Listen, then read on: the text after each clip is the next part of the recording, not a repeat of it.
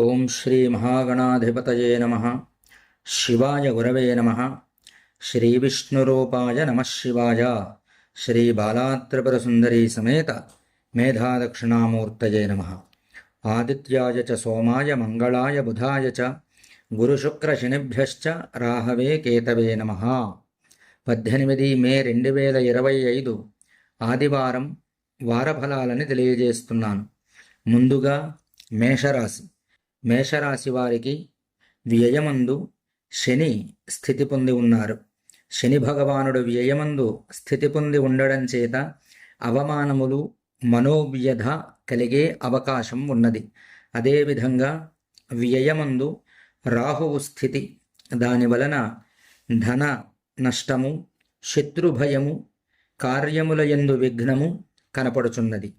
అదేవిధంగా కుజుడు చతుర్థమందు స్థితి పొంది ఉండడం చేత ఉన్న ప్రదేశం నుంచి ఇంకొక ప్రదేశమునకు అధికారులకు ట్రాన్స్ఫర్ అయ్యేటువంటి అవకాశము, అలాగే ఉన్నవారికి కూడా నివాసాన్ని విడిచిపెట్టి వెళ్లాల్సినటువంటి అవసరము వచ్చేటువంటి అవకాశం కనపడుతోంది.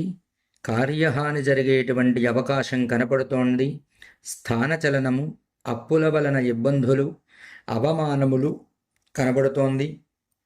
కాబట్టి మేషరాశి వారు ప్రస్తుతం ఉన్నటువంటి గ్రహస్థితిని బట్టి వీరు సుబ్రహ్మణ్యేశ్వర స్వామి వారిని ఈ వారంలో మంగళవారం రోజున ఆరాధన చెయ్యడం కానీ, సుబ్రహ్మణ్య ఆలయానికి ఉదయం 6 నుంచి 7 లోపు మంగళవారం రోజు వెళ్ళి 12 ప్రదక్షిణలు చేసి స్వామిని దర్శించడం, అదేవిధంగా పార్వతీ పరమేశ్వరుల్ని సాయంత్రం 6 నుంచి 7 గంటల లోపు శనివారం రోజు దర్శించడం వీడికి చాలా మంచిది. అదేవిధంగా వీరు ఎర్రటి పువ్వులు సుబ్రహ్మణ్యేశ్వరుడికి సమర్పించడం, అలాగే నీలిరంగు పుష్పములను పరమేశ్వరుడికి సమర్పించడం, మారేడు దళములు సమర్పించడం చేత వీరికి మంచి జరుగుతుంది. అనంతరం వృషభ రాశి వారికి ప్రస్తుతం అన్ని విధాలా బాగుగా ఉంది. వీరికి ఎటువంటి ఇబ్బంది కూడా కనబడటం లేదు. వీరికి అనుకున్నటువంటి పనులన్నీ కూడా పూర్తయ్యేటువంటి అవకాశం కనపడుచున్నది. అనంతరం మిథున రాశి వారికి జన్మమందు గురుడు, చతుర్థమందు కేతువు స్థితి పొంది ఉన్నారు. జన్మమందు గనక గురుడు స్థితి పొంది ఉన్నట్లయితే రాజకోపం, అంటే వీరు చేస్తున్నటువంటి ఉద్యోగ స్థలములలో ఉన్నటువంటి అధికారుల వల్ల ఇబ్బందులు, వారికి కోపము రావడము, ఉద్యోగులతోటి సహ ఉద్యోగులతోటి విరోధము రావడము, అలాగే భయము కూడా కలిగే అవకాశం ఉన్నది. అదేవిధంగా చతుర్థమందు కేతువు స్థితి పొంది ఉండడం చేత వీరికి వాతరోగములు వచ్చేటువంటి అవకాశము, స్త్రీ మూలకమైనటువంటి భయము కలిగేటువంటి అవకాశం ఉన్నది. కాబట్టి మిథున రాశి వారు ప్రస్తుతం ఉన్నటువంటి గ్రహస్థితిని బట్టి గురువారం ఉదయం 6 గంటల నుండి 7 గంటల లోపు మేధాదక్షిణామూర్తి ఆలయానికి వెళ్ళి 16 ప్రదక్షిణలు చేసి పసుపు రంగు పుష్పములను స్వామివారికి సమర్పించడం, మేధాదక్షిణామూర్తి స్వామివారి ఆలయం అందుబాటులో లేనిచో పరమేశ్వరాలయానికి వెళ్ళి ప్రదక్షిణ చేసి పుష్పములు సమర్పించడం చాలా మంచిది. అదేవిధంగా ప్రతి బుధవారం రోజు ఉదయం, ఈ వారం బుధవారం బయలుదేరి ఉదయం నుంచి 6 నుంచి 7 గంటల లోపు గణపతి ఆలయానికి వెళ్ళి గరికి సమర్పించి గణపతికి 7 ప్రదక్షిణలు చేయడం చేత వీరికి చాలా మంచి జరుగుతుంది. అనంతరం కర్కాటక రాశి వారికి ప్రస్తుతం జన్మమందు కేతువు స్థితి పొంది ఉండడం, వ్యయమందు గురుడు స్థితి పొంది ఉండడం జరిగింది.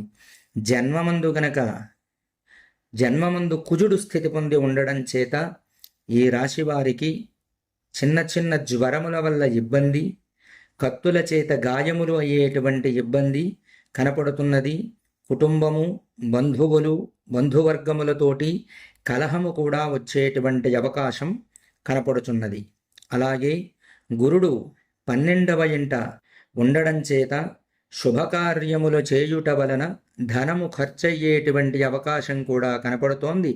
అదేవిధంగా జనుల వలన దూషణ జరిగేటువంటి అవకాశం కూడా కనపడుతోంది. తదనంతరం వీరు ఈ గ్రహస్థితి ఈ విధముగా ఉండుట చేత వీరికి ఈ గ్రహస్థితి శాంతించడం కొరకు మేధాదక్షిణామూర్తి స్వామివారిని కానీ పరమేశ్వరుణ్ణి కానీ గురువారం ఉదయం 6 నుంచి 7 గంటల లోపు దర్శించడం, పసుపు రంగు పుష్పములు స్వామివారికి సమర్పించడం చేత వీరికి మంచి జరుగుతుంది.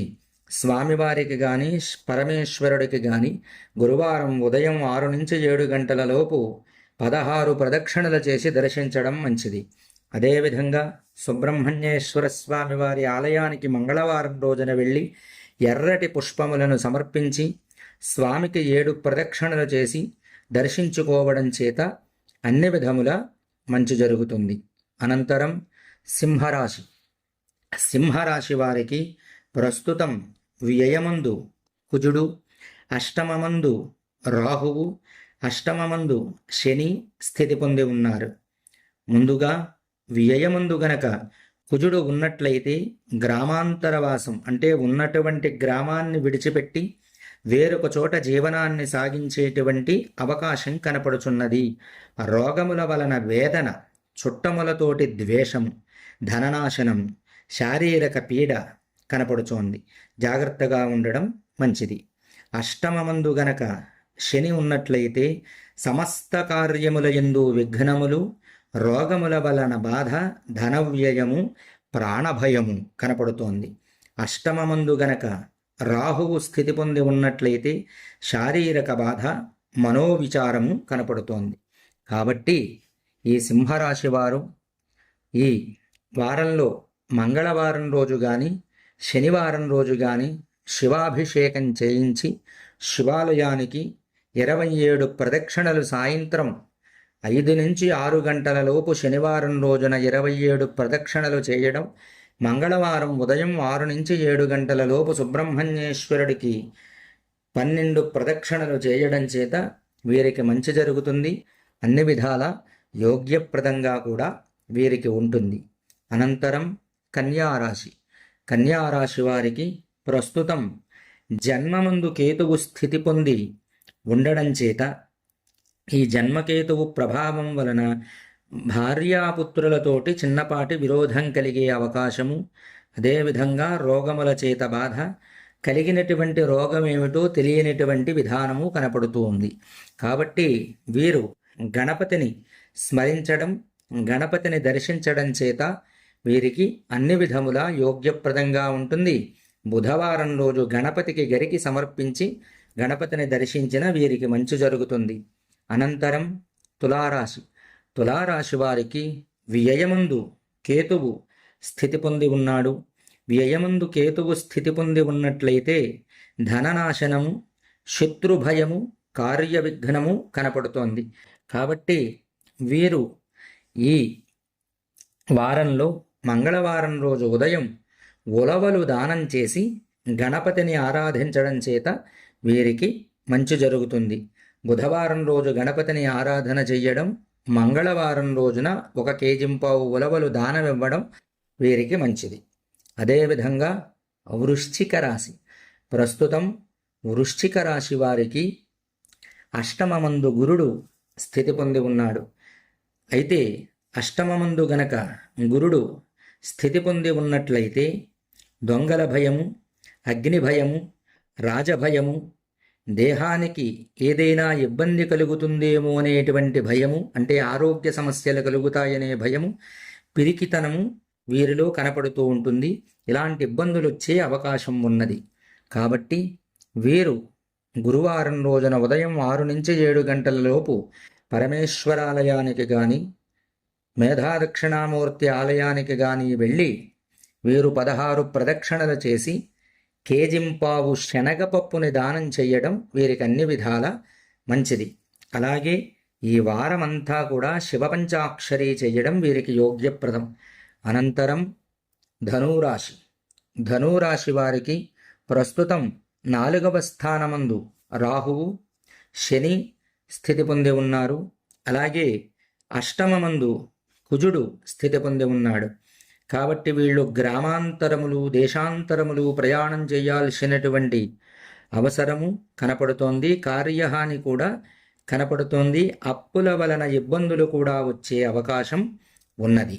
అదేవిధంగా చతుర్థమందు శని స్థితి పొంది ఉండడం చేత వీరికి మనఃక్లేశం అంటే మనోవ్యధ, మనస్సు బాధపడుతూ ఉంటుంది ప్రతి చిన్న విషయానికి కూడా.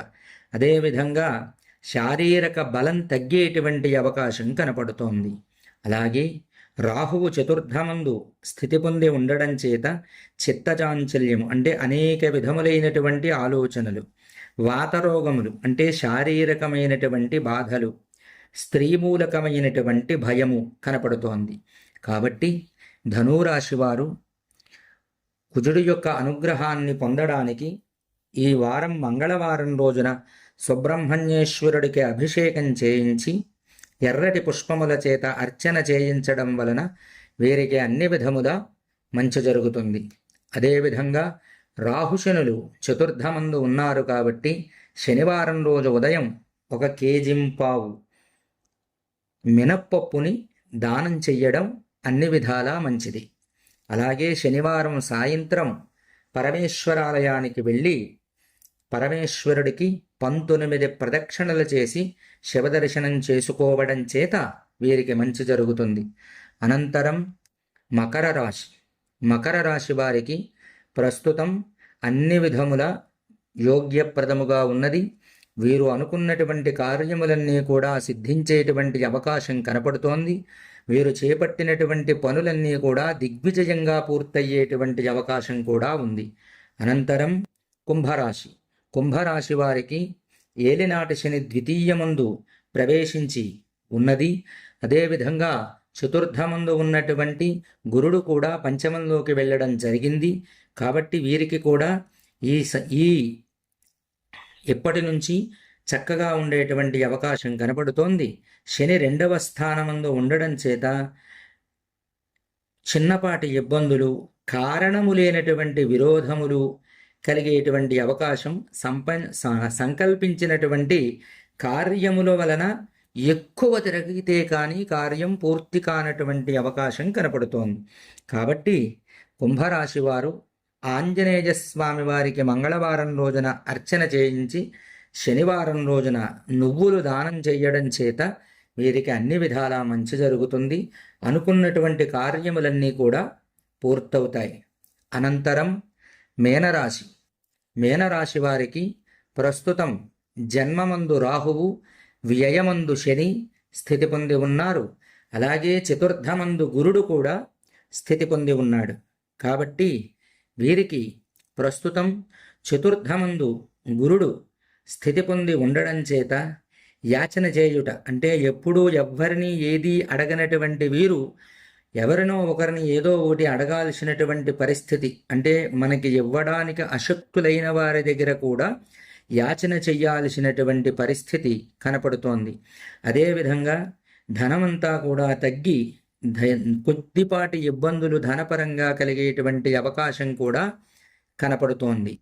అదేవిధంగా జన్మమందు శని స్థితి పొంది ఉండడం చేత వీరికి హృదయ వ్యాధి కలుగుతుందేమో అనేటువంటి భయం, రోగబాధ, బంధువైరం, దుఃఖము కలిగేటువంటి అవకాశం ఉన్నది. అదేవిధంగా ఆ రాహువు రాశియందు స్థితి పొంది ఉండడం చేత వీరికి భార్యాపుత్రులతోటి విరోధం కూడా కలిగే అవకాశము, దేశ సంచారము, అలాగే రోగముల చేత బాధపడేటువంటి భయము కూడా కనపడుచున్నది. కనుక మీనరాశివారు ప్రస్తుతం ఉన్న గ్రహస్థితిని బట్టి వీరు శనివారం రోజున, గురువారం రోజున శివాభిషేకం ఉదయం నుంచి 6 నుంచి 7 గంటల లోపు చేయించడం వలన, గురువారం రోజున పసుపు పువ్వులతోటి శివారాధన చేయించడం, లేక వీరొక శివుని చిత్రపటం అంటే ఫోటో ఇంట్లో పెట్టుకుని పూజ చేయడం, శనివారం రోజున నీలిరంగు పుష్పములు, మారేడు దళములు తోటి పరమేశ్వరుణ్ణి ఆరాధన చేయించడం చేత వీరికి అన్ని విధాల యోగ్యప్రదంగా ఉంటుంది. వీరు మానకుండా దుర్గా అమ్మవారిని దర్శించడం, శనివారం రోజు సాయంత్రం 6 నుంచి 7 గంటల లోపు దుర్గా అమ్మవారిని దర్శించడం అన్ని విధాల వీరికి యోగ్యప్రదం. అదేవిధంగా వీరు ఈ వారం శనివారం నాడు ఉదయం మినప్పప్పు, కేజింపావు మినపపప్పు బ్రాహ్మణులకు దానం చేయడం మంచిది. ఈ విధంగా మీనరాశి వారు చేసినట్లయితే వీరికి కలిగేటువంటి ఇబ్బందులు ఉపశమనం కలిగేటువంటి అవకాశం కనపడుతోంది. ఇది 12 రాశుల యొక్క ఫలములు. అదేవిధంగా ఇది వైశాఖ మాసం, మహావిష్ణువుకి చాలా ఇష్టమైనటువంటి మాసం. అందులో ఈ మాసంలో చక్కగా మామిడి ఫలాలు వస్తూ ఉంటాయి. కాబట్టి మామిడి పళ్ళు భగవంతుడికి కానీ బ్రాహ్మణుడికి కానీ విసినికర్ర, మామిడి పండు, వస్త్రము ఇవ్వడం చేత అనేక విధములైనటువంటి ఇబ్బందులు తొలగుతాయి అని శాస్త్రం చెబుతోంది. అలా ఆచరించడం అన్ని విధాలా మంచిది. ఎలాంటి ఇబ్బంది ఉన్నప్పటికీ కూడా ఇవన్నీ కూడా పూర్వజన్మలో మనం చేసినటువంటి పాపముల చేత ఈ జన్మలో వ్యాధి రూపంలో బాధ పెడతాయి. కాబట్టి వ్యాధి తగ్గాలి అంటే ఒక నామం. ఈ మాసం మహావిష్ణువుకి ప్రీతికరమైనటువంటిది. కాబట్టి విష్ణువుని సేవించిన, ఆయన్ని స్మరించిన పరమేశ్వరుడికి ప్రీతి.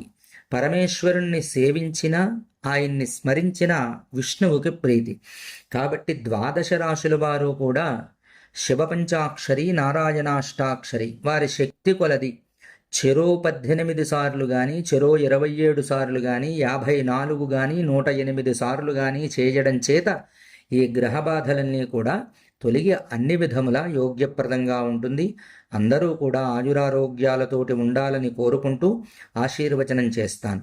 ఓం శతంజేవ శరదో వర్ధమానజిత్ జపి నిగమో భవతి శతమితి శతం దీర్ఘమాయురుమరుతజేన వర్ధయంతి శతమేనమేవ శతాత్మానం భవతి శతమనంతం భవతి శతమైశ్వర్యం భవతి శతమితి శతం దీర్ఘమాయుః. ఆయుర్దా అగ్నే హవిషో జుషాణో ఘృతప్రదేకో హృదయో నిరేధే ఘృతం వేత్వా మధుచారుగమ్యం పితేవ పుత్రమభిరక్షతాదిమం శోచిష్కేశో ఘృతనిర్నిక్పావకః సుయజ్ఞో అగ్నిరజజథా జదేవాన్ ఘృతప్రతేకో ఘృతయో నిరగ్నిః ఘృతైః సమిద్ధో ఘృతమస్యాన్నం ఘృతపృషస్వ సరిదో వహంతి ఘృతం పిబన్ సుజజాజక్షదేవాన్ ఆజుర్దా అగ్నే హవిషో జుషాణః ఘృతప్రతేకో ఘృతయో నిరేధి ఘృతం వేత్వా మధుచారుగమ్యం పితేవ పుత్రమభిరక్షతాదిమం శ్రియమేవావరుంధే శీతే వాతే పునన్నివేత్యాః క్షేమో వై రాష్ట్రస్య శీతో వాతః క్షేమమేవావరుంధే శతమానం భవతి శతాయః పురుషः శతేంద్రియ ఆజుష్యేవేంద్రజే ప్రతితిష్ఠతి. సర్వే జనాః సుఖినో భవంతు, సమస్త సన్మంగళాని భవంతు. సర్వేషాం యజమానానాం సపుత్రకానాం సపుత్రికానాం సభ్రాతృకానాం సబాంధవానాం సపరివారానాం ఆయురారోగ్య ఐశ్వర్యాభివృద్ధిరస్తు. మనోభీష్టఫలసిద్ధిరస్తు. రుణబాధ, శత్రుబాధ, రోగబాధ, గ్రహబాధ నివారణోస్తు. ఆదిత్యాది నవగ్రహ అనుకూలతా సిద్ధిరస్తు. పరమేశ్వర మహావిష్ణు అనుగ్రహ సిద్ధిరస్తు. శుభం భవతు.